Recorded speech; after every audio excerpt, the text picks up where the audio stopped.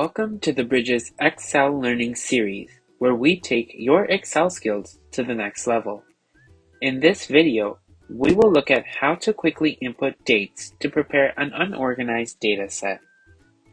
To input the current date, use the Today function by typing in equal today's date, open bracket, and then close bracket. Note that this function automatically updates by day according to your computer datetime setting.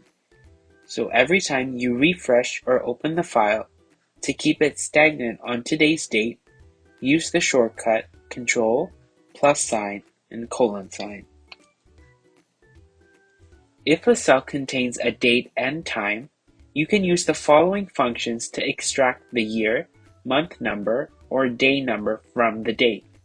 In this example, the date is in cell H2. To extract the year, type equal, year, H2, then enter or return. The formula to extract month and day are similar. Type month or day after the equal sign.